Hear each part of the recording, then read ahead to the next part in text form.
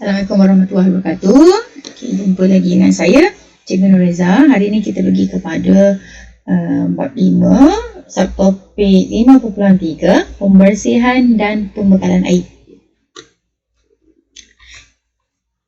Okay, air ni dia penting. Jadi kita nak guna hari-hari, makan, minum, basuh baju.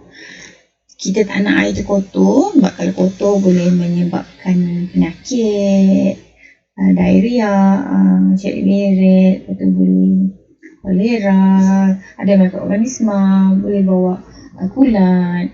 Okay. Jadi air ni perlu dibersihkan dulu dan dirawat dahulu sebelum sampai kepada pengguna. Okay, dah pembersihan air. Okay, basic kepada pembersihan air ada 4 yang awak akan belajar. Yang pertama sekali, pendidihan. Kedua, pengklorinan. Yang ketiga, penerasan. Yang keempat, penggilingan. Okay, keempat proses ni sebenarnya tak sama. Dia ada kelebihan kekurangan masing-masing. Okay, contohnya, kalau kita didihkan air tu, proses pendidihan berlaku, kita didihkan air tu, kita bunuh mikroorganisma. Yes, kita bunuh mikroorganisma, tetapi kita tak dapat buang benda asing terampai daripada cecair. Maksudnya kalau kita ambil air sungai, kita didihkan dia, okey betul, mikroorganisma, bakteria mati. Tetapi adakah sampah-sampah dalam tu hilang? Tak, sebab pendidihan tak menghilangkan sampah dalam tu. Okay, itu kekurangan dia. Pengklorinan pun sama, bunuh mikroorganisma, tetapi pun sama, tak boleh hilangkan benda asing terampai dalam cecair tu. Tapi lepas tu datanglah proses penerasan. Penerasan ni dapat membuang benda asing terampai dalam cecair, akan tetapi tidak dapat membunuh mikroorganisma dalam cecair tersebut. Okey. Dan yang terakhir sekali, yang ni paling kita kata paling perfect lah, penyulingan. Dia dapat menyingkirkan benda asing terampai tu, sampah-sampah ke apa. Dia juga dapat membuang bahan terlarut, mengasingkan bahan terlarut, dan juga dapat membunuh mikroorganisma. Okey, semua dalam satu. Akan tetapi masalahnya penyulingan ini lebih mahal. Kalau pendidihan, pengklorinan, penerasan lebih murah. Kalau penyulingan ini lebih mahal. Okey, kalau setengah negara yang mengalami kekurangan air, dia akan guna teknologi lah untuk menyita semula air kumbahan supaya dapat digunakan sebagai air minuman. Contohnya Singapura. Okay, sistem bekalan air.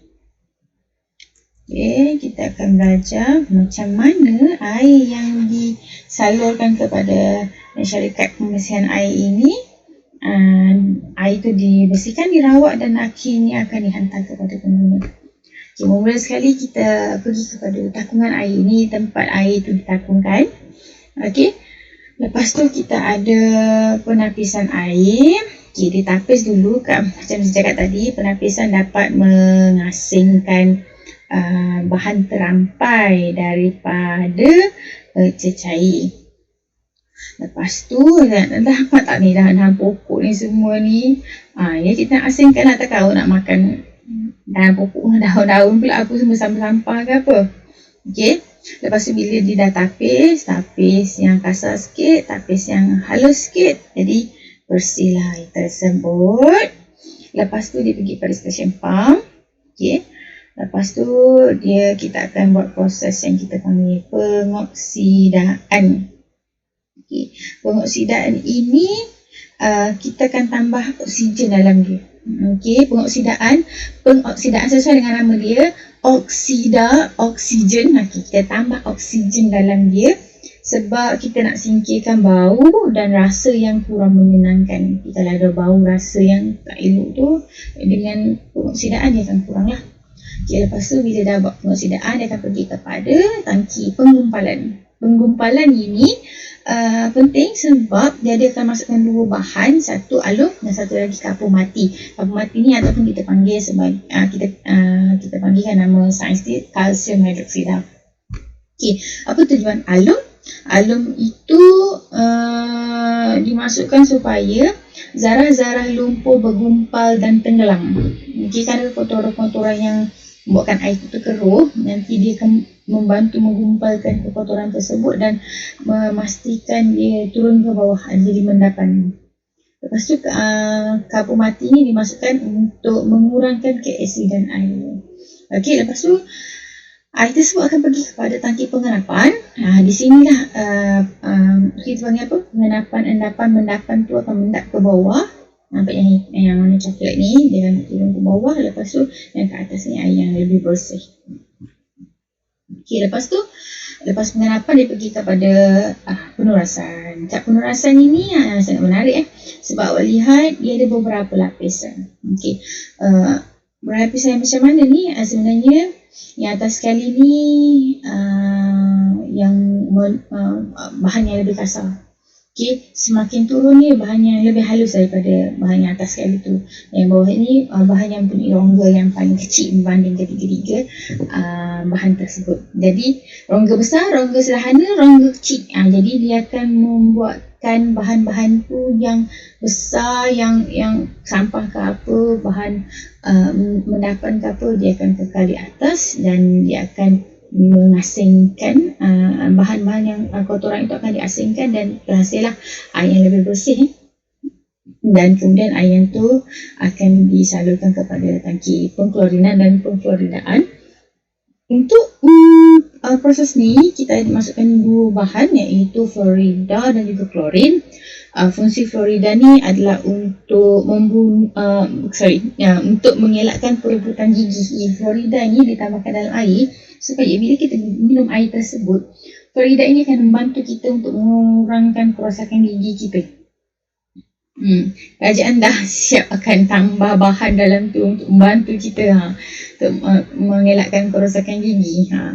Okey, kemudian kita tambah klorin sikit. Klorin tak banyak, memang sikit sahaja kandungan dia untuk memastikan mikroorganisma dalam air tu mati. Okey, barulah kita pergi kepada dihantar kepada tangki air bersih. Lepas tu session pump itu akan hantar kepada tangki simpanan dan akan dihantar kepada pengguna.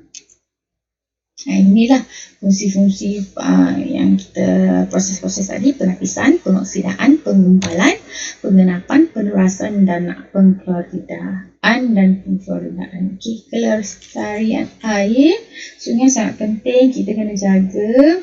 Sebab apa? Kita nak sungai ini memberi sumbangan kepada masa depan kita. Okey, jadi kita nak elakkan pencemaran air. Kita janganlah buang bahan-bahan domestik dalam air, jangan buang sampah, jangan buang bahan industri, jangan buang bahan kimia dan jangan ada tumpahan minyak dalam air.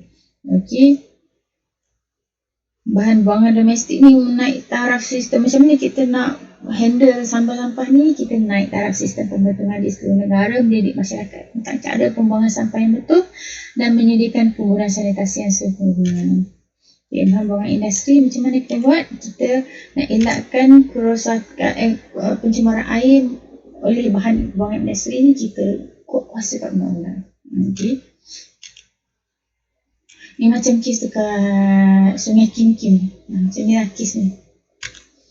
Okey, kalau dalam penggunaan bahan kimia dalam pertanian, kita didik petani lah untuk kurangkan penggunaan baja dan racun. Kalau tumpahan minyak pula, kita bendung dengan memungut tumpahan minyak di laut dan mempertingkatkan pengawasan. Okey, terima kasih.